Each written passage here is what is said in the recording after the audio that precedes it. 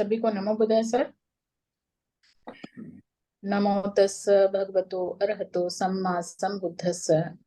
नमो तस् भगवतो अरहतो सम्मा संबुद्धस्स। नमो तस् भगवतो अरहतो सम्मा संबुद्धस्स। हमारी आज की इस धर्म सभा में उपस्थित हमारे भिक्षुगण, हमारे महासचिव सर, हमारे अध्यक्ष महोदय और इस धर्म सभा में उपस्थित सभी लोगों का मैं हार्दिक अभिनंदन करती हूँ। सर ने जैसा बताया, आज का मेरा टॉपिक है ब्रह्म विहार द सबलाइम स्टेट्स, जिन पे पहले भी चर्चा हो चुकी है, लेकिन जैसा सर ने कहा हम लोग इसको बीच बीच में रिवाइव करते रहते हैं जिससे कि हमारी कंटिन्यूटी बनी रहे। तो इस चैप्टर को जैसा मैंने समझा है इस टॉपिक पे, वैसा मैं आपके सामने रख रही हूँ। धम्मपद में बहुत अच्छा सा इस पे गाथा कही गई है कि rear is birth as a human being, hard is a life of mortals, do not let slip this opportunity। तो ये जो हमें मानव जन्म मिला हुआ है बहुत ही कठिन होता, बहुत ही रेयरली होता है। जाने कितने कितने जन्मों के बाद किन किन कर्मों के फल भोगने के लिए, या कहें कि किन किन कर्मों के, पुण्य कर्मों के आधार पर हम कह सकते हैं कि ये मानव जन्म मिलता है। और उसमें भी मानव जन्म तो मिल गया, लेकिन मानव जन्म के अंदर भी हम कितना नैतिक हो पाए हैं, कितने नैतिक गुणों को हम धारण कर पाए हैं, हमारी मानसिक स्थिति कैसी हो पाई है, हमारी सोच कैसी है, और जो हमारी सोच के अनुसार हमारे कर्म कैसे हैं, वो बहुत कठिन होता है। तो ये जो हमें अपॉर्चुनिटी मिली हुई है उसको हमें कभी भी स्लिप नहीं करना है। हमारी कोशिश यही बनी रहे कि हम कम से कम जो ये हमें जन्म मिला हुआ है मानव का, उसको कम से कम सार्थक रूप हम दे सकें। किसी का बुरा नहीं तो हम किसी का भला ना कर सकें तो बुरा भी ना कर सकें। तो इन्हीं सब चीजों को लेकर के जो 4 अवस्थाएं हैं ब्रह्म विहार की, जो हमारी बनाती हैं, जिसको हमने स्टेट कहा है, सबलाइम स्टेट्स, उसके ऊपर आज हम चर्चा करेंगे। तो अपनी असाधारण योग्यताओं के कारण मनुष्य एक बहुत ही अद्भुत प्राणी है। और अद्भुत ही क्या कहें,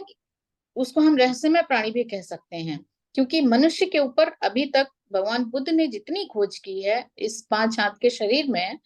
जितना कुछ उन्होंने खोज की है, उतनी उससे ज्यादा अभी साइंटिस्ट कोई खोज नहीं कर पाए हैं। इस एक ही आदमी के भीतर एक संत की भी प्रवृत्ति छुपी रहती है, और वहीं एक अपराधी की भी प्रवृत्ति इसी के भीतर छुपी रहती है, जो कि परिस्थिति के अनुसार कभी कभी, या कह सकते हैं कि कुछ ऐसे अनएक्सपेक्टेड मोमेंट्स भी आ जाते हैं जिनकी कि हम कल्पना भी नहीं कर सकते हैं। तो जिसके आधार पर, ऐसी स्थितियों के आधार पर भी ये हमारी प्रवृत्तियां राइज अप हो सकती हैं। उसी में कहीं हमारी पॉजिटिव कुशल विचार, कुशल कर्म राइज अप हो जाएंगे, तो कहीं परिस्थितिवश कहें, या कुछ हमारी ऐसी मेंटल सिचुएशंस हो सकती हैं, स्टेट हो सकती हैं, जिसके आधार पर जो हमारी जो अकुशल विचार हैं, या कुछ बुरे हमारी जो विचारों, क्योंकि कर्म किस पे आधारित है, हमारे विचारों पर आधारित है। तो सबसे पहले तो विचार ही आएंगे तभी कर्म जनरेट होगा। तो जो हमारे मानसिक स्थिति उस समय कैसी, हम क्या सोच रहे हैं, हमारे दिमाग में क्या पक रहा है, उसी के अनुसार हम कैसा स्टेप उठा लेते हैं, वो परिस्थिति के अनुसार भी होता है। और बहुत कुछ जो हमारे पिछले कर्म चले आए हैं उसके आधार पर भी हमारी मेंटल स्टेट हो सकती है, जिससे कि हम क्या कर्म जनरेट करने जा रहे हैं वो डिपेंड करता है। तो इसका उदाहरण, सबसे बड़ा उदाहरण तो हम भगवान बुद्ध का ही ले सकते हैं, और दूसरा वहीं पर अंगुलीमाल को ले सकते हैं कि अंगुलीमाल किस तरीके से एक योग्य विद्यार्थी होता है पहले, और फिर किस तरीके से परिस्थितिवश वो खूंखार एक डाकू, प्रचंड हत्यारा में कन्वर्ट हो जाता है। उसके बाद अंगुलीमाल को जब फिर परिस्थितियों के अनुसार, या फिर भगवान बुद्ध से जब उसकी मुलाकात होती है, तो फिर वही एक खूनी हत्यारा किस तरीके से एक अरहत में कन्वर्ट हो जाता है, ये सब यहाँ पर दर्शित करता है कि परिस्थितियों के अनुसार, हमारी सोच के अनुसार हमने किस तरीके से अपने एफर्ट करने की कोशिश की, उसके आधार पर कैसे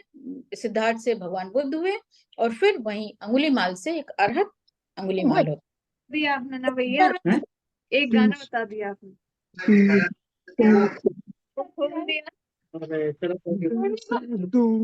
प्लीज म्यूट विशपाल सर, म्यूट कर लीजिए सर। हो चुका दिन दिन रात। तो वहीं पर हम देखते हैं कि जिसको परिस्थितिवश नगर वधु होना पड़ता है, तो भगवान बुद्ध की शरण में आने पर वह अर्थ को कैसे प्राप्त कर लेती है। ऐसे बहुत से उदाहरण हम अगर त्रिपिटक को देखें, हम इसी तरीके से अपनी जो हमारी अट्ठगाथाएं हैं, जातक कथाएं हैं, इनमें ऐसे बहुत से उदाहरण भरे पड़े हैं। और कहीं हम इतना पास्ट में ना जा करके अगर हम अपने फ्यूचर में भी देखें तो हमें बहुत से ऐसे एग्जांपल्स देखने को मिल जाएंगे कि जो इस तरीके से लोगों का कुछ समय किस तरीके से रहे, कुछ उसके बाद वो कैसे हो गए, और फिर परिस्थितिवश उसके बाद उनको कैसी संगत मिलती है या उनको कैसा ज्ञान मिलता है, वो किस तरीके से किस फॉर्म में कन्वर्ट हो जाते हैं। तो ये सब चीजें हम अपने आसपास भी इनको देख सकते हैं। भगवान बुद्ध ने तो कहा ही है कि ये जो आनंद, ये जो 5 हाथ का ये जो हमारा शरीर है, इसी में पूरा लोक है, इसी में पूरा लोक समाया हुआ है। इसी में हम एक संत को देख सकते हैं, इसी में हम एक खूंखार डाकू को भी देख सकते हैं, एक अपराधी को भी देख सकते हैं। तो ये जो हमारा माइंड है, उन सबका जनरेशन कहाँ पर होता है, इस हमारे माइंड में ही होता है।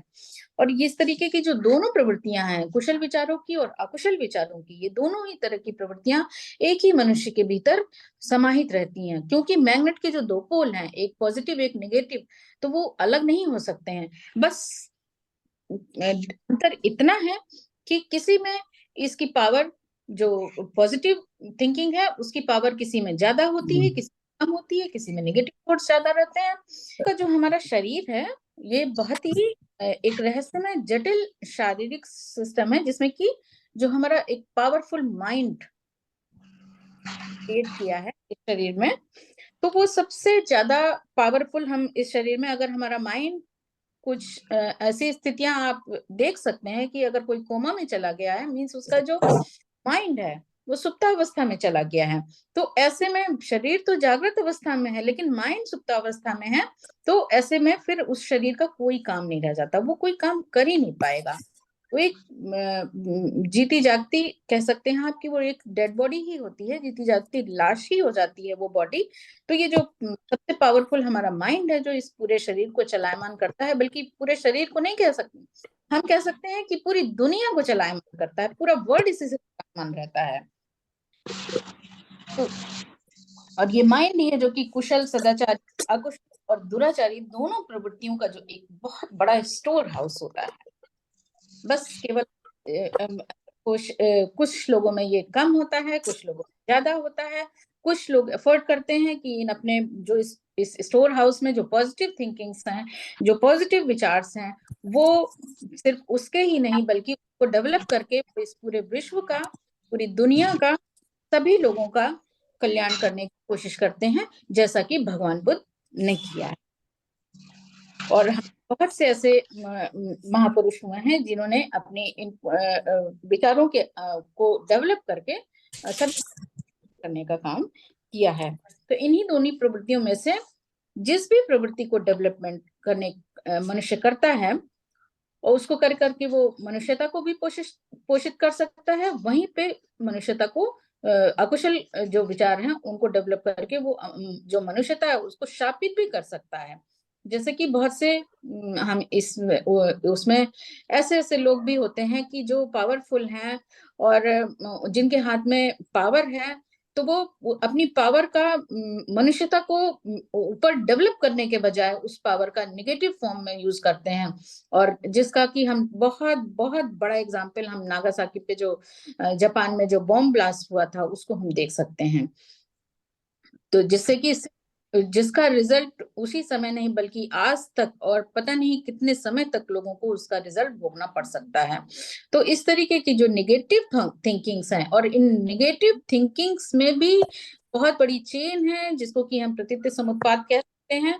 कि किस तरीके से मनुष्य के अंदर जो अहंकार होता है, किस तरीके से उसके अंदर जो ईगो है, किस तरीके से चीजों को पाने की प्रवृत्ति है, किस तरीके से वो सत्ता को शासित करने की उसके अंदर कितनी ज्यादा तृष्णा भरी हुई है, उसी चीज का परिणाम इस तरीके के बहुत बड़े बड़े जो ब्लास्ट होते हैं, वो किसी भी फॉर्म में हो सकते हैं, चाहे बॉम्ब के फॉर्म में हो, चाहे तो लोगों को किस तरीके से एक चैम्बर में डाल करके मारने की कंडीशन को हम ले सकते हैं, और में लोगों को भूखा मारने की हम ले सकते हैं, लोगों को किसी चीज से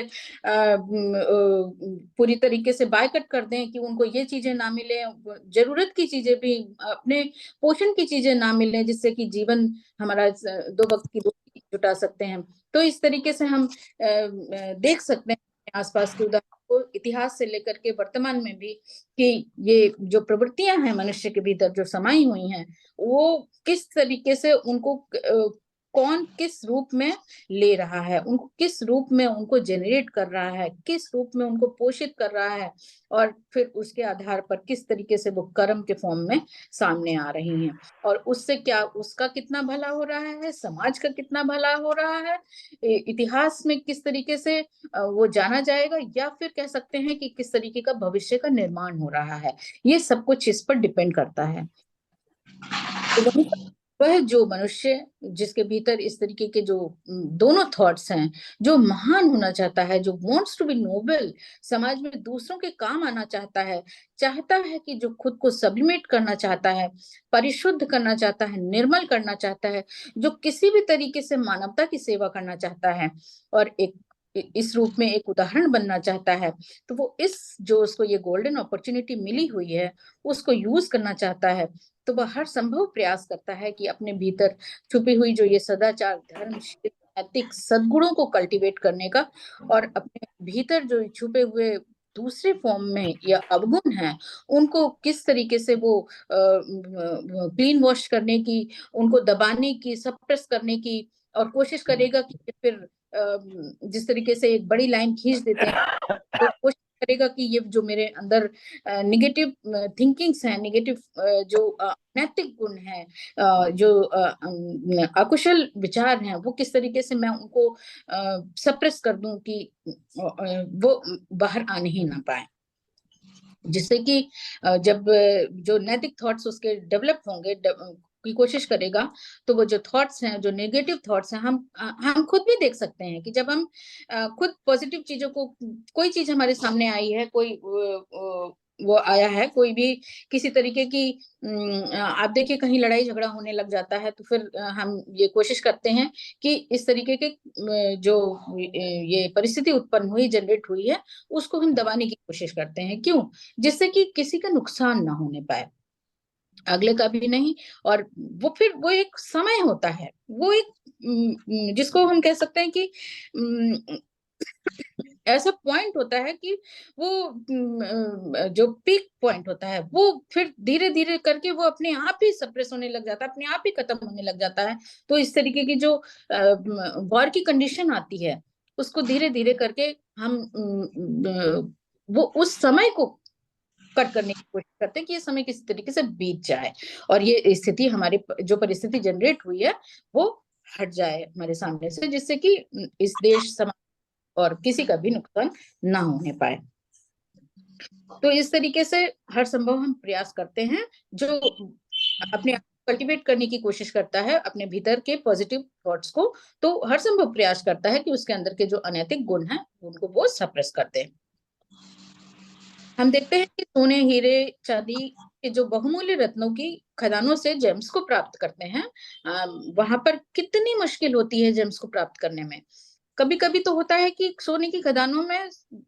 पूरा पूरा दिन, महीनों महीनों तक खदानों में लेबर्स वर्क करते हैं, और तब जाकर के कहीं 50 ग्राम, 100 ग्राम, या मतलब कितना लेबर वहां पर रहता है, और कितनी मुश्किल होती है कि वो वहां पर जो जेम्स, हीरे जवाहरात आदि खदान में खोद रहे हैं, उनको किस पाने में। कई कई महीनों लग जाते हैं, हीरा उनको मिलता ही नहीं है। तो इसी तरीके से और इन वहां पर तो ऐसी कंडीशंस भी होती हैं खदानों में कि बहुत से जो हमारे लेबर्स वर्कर्स जो वहां पर जाते हैं, तो ऐसी कंडीशन वहां पर जनरेट हो जाती है कि उनको सांस लेना मुश्किल हो जाती है, या ऐसी कंडीशन हो गई है कि उनको अपनी जान से भी हाथ धोना पड़ सकता है। तो इतना कुछ करके, अपनी जान को गवा करके भी जेम्स को प्राप्त करने की जब हम हैं ऐसे, तो इसी तरीके से हमारे इस मनुष्य के भीतर इतने हीरे जवाहरात जेम्स नैतिक फॉर्म में भीतर छुपे हुए हैं, जिनको कि हम ढूंढने के लिए, जिनको कल्टीवेट करने के लिए, उनको बाहर निकालने के लिए हमको उसी तरीके का उतना ही प्रयास करना पड़ता है, उतना ही प्रयास करने की कोशिश करनी पड़ती है, जिससे कि ये जो हीरे की अंदर, हमारे अंदर जो चमक है, वो चमक कैसे बाहर आ सके, वो उस चमक से खुद तो प्रकाशमान होकर के किस तरीके से लोगों को प्रकाशमान हम कर सके, तो उसके लिए बहुत परिश्रम की जरूरत होती है। और उस सबसे बड़ा उदाहरण भगवान बुद्ध का हम देख सकते हैं कि किस तरीके से उन्होंने अपना घर बार राजसी ठाट सब कुछ छोड़ा उन्होंने इसके लिए, और 6 महीने किस तरीके की कठोर तप उन्होंने किया, उसके बाद भी उनको जब कुछ नहीं मिला, तब फिर उन्होंने जब एहसास कि जो हमें आवश्यक इस शरीर के लिए पोषण है, उसके आधार पर उन्होंने फिर पोषण लेने लेने के बाद फिर जब ध्यान चिंतन किया, तो वास्तविकता उनके सामने फिर प्रकट हुई। तो इस तरीके से हम इस चीज को जब ध्यान करने की कोशिश करें, अपने आप को कल्टीवेट करने की कोशिश करें, अपने भीतर जो जो हमारे जेम्स भरे हुए हैं उनको निकालने की हम कोशिश करें, तो ये कोई बहुत असंभव काम तो नहीं है, लेकिन कठिन काम है, लेकिन करना हमें खुद ही पड़ेगा, और करके ही हम ऐसी स्थिति को प्राप्त कर सकते हैं। और हम ये भी कह सकते हैं कि उस सुख से बढ़कर फिर कोई सुख दूसरा नहीं होता। मनुष्य अपने तो ही बहुमूल्य कुशल से कुशल नैतिक प्रवृत्तियों के छुपे हुए खजाने को जब धैर्य को खोजने के लिए उसको बहुत धैर्य पूर्वक ध्यान करने की, मेडिटेशन आदि के द्वारा उनको खोज करके वो बाहर निकाल सकता है। क्योंकि मानव का ही जो ये दिमाग है, उसी में कुशल और अकुशल दोनों ही विचार एक साथ रहते हैं, और जैसा मौका उसके सामने होता है उसी के अनुसार वो व्यवहारित हो जाते हैं। हम कभी कभी देखते हैं कि हम कहीं दूर न जाएं, हम इसी जगह बैठे हुए हम चर्चा कर रहे हैं, और अभी हम यहाँ से उठें, बाहर कुछ दूसरी परिस्थिति हो जाए, हमें मुसावादा करना पड़ जाए,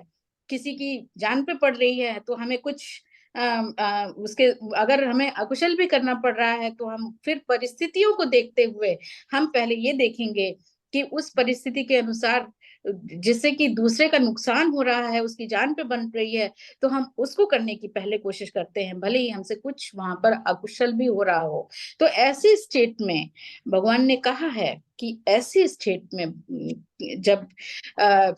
परिस्थिति बस हमें अगर ऐसा करना पड़ रहा है, तो वो अकुशल कर्मों में नहीं गिना जाएगा। बस हमारी भावना कैसी है,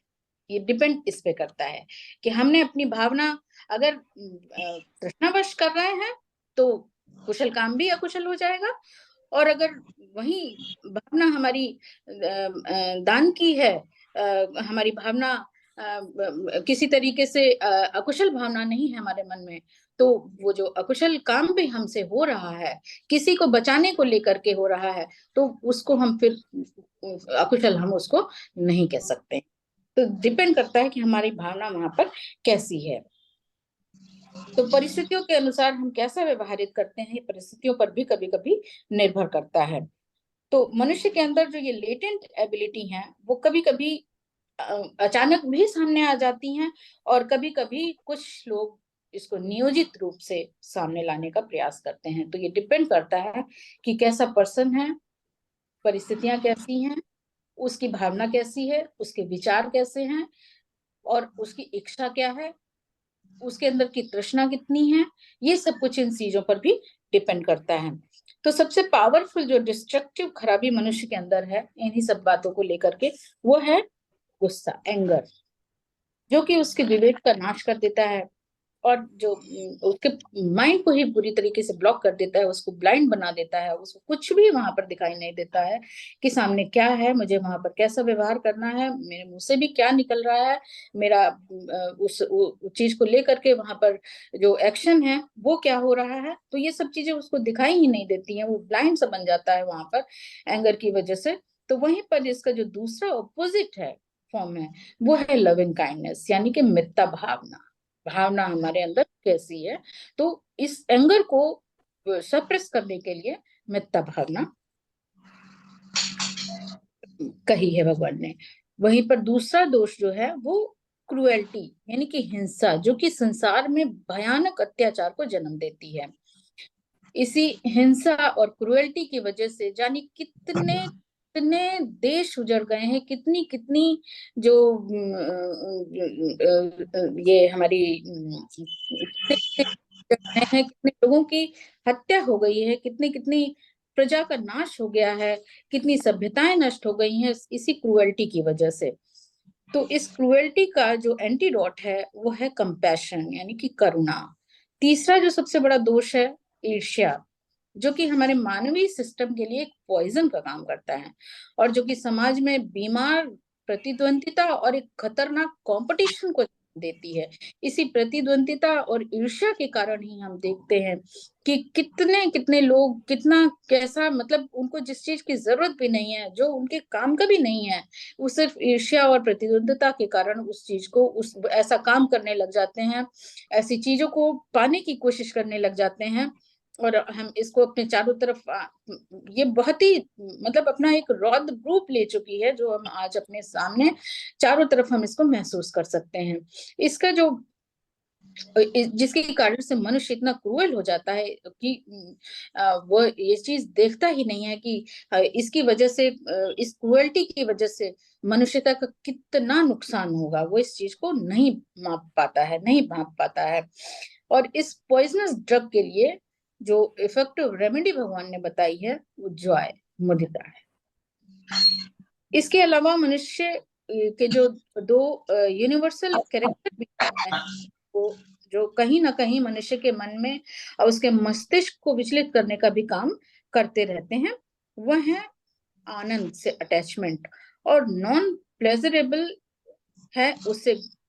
जो उसको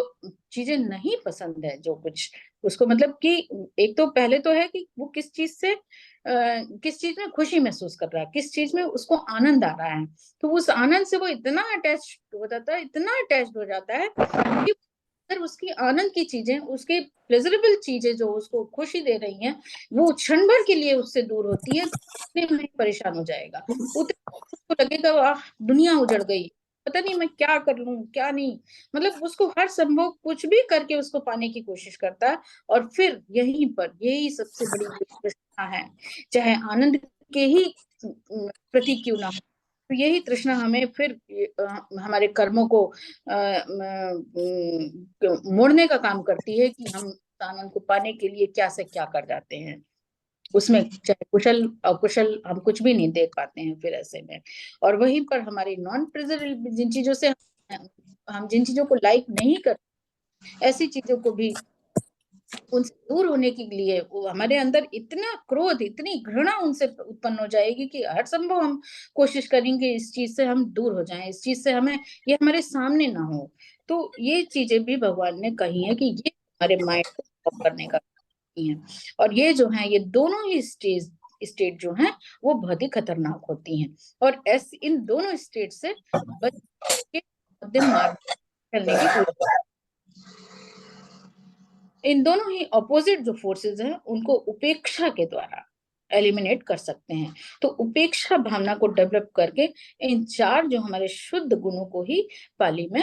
ये जब हम इन भावनाओं को डेवलप करते हैं, चार भावनाओं को, तो इन्हीं को फिर भगवान ने कहा है कि वो ब्रह्म विहार है। ऐसी स्टेट जब हमारे अंदर ये भावनाएं डेवलप हुई हैं, मेत्ता भावना हमारे अंदर डेवलप हुई है, उसके फिर ये जो चारों भावनाएं हैं, ऐसी स्टेट जब डेवलप हो जाती है तो वो सबलाइम स्टेट कहलाती है फिर, जिसको कि दैवीय स्थिति कह सकते हैं, दैवीय गुण कह सकते हैं, डिवाइन अवार्ड भी कहा गया है। ये गुण मनुष्य को ऊपर उठा देते हैं। उन गुणों को धारण करने वाला स्वयं को देवतुल्य बना लेता है। क्यों? क्योंकि ये गुण, जो ये वर्च्यूज हैं, किसी को भी मैन से सुपरमैन बनाने का काम करते हैं। और अगर सभी लोग बिना किसी भेदभाव के इन गुणों को सिंचित करने का प्रयास करते हैं, तो हम फिर कह सकते हैं कि पृथ्वी एक ऐसे पैराडाइज में कन्वर्ट हो जाएगी जहां पर कि चारों तरफ सुख शांति, और वहां के जो नागरिक होंगे आदर्श नागरिक होंगे, जहां पर ना तो घृणा होगी, ना किसी तरीके की ईर्ष्या द्वेष नहीं होगा, आपस में मुदिता होगी, मैत्री भावना होगी, उपेक्षा। ये सारी भावनाएं जब मनुष्य के भीतर, हम खुद के अंदर अगर डेवलप करने की हम कोशिश कर रहे हैं, थोड़ी भी देर के लिए, आधे घंटे भी, 1 घंटे भी इस भावना में रहे, तो हम अपने आप को इतना आनंदित महसूस करेंगे कि फिर हमको लगेगा कि कितना ये शरीर कितना हल्का हो गया है, हमारा मस्तिष्क कितना हल्का हो गया है। जैसे सारे जो दिमाग के जो चिंता है, और एक जो भारीपन सा बना रहता है इन्हीं सब चीजों को लेकर के, जिसको कि चिंता कहेंगे, तो उनसे ये कितना हम माइंड खाली हो गया।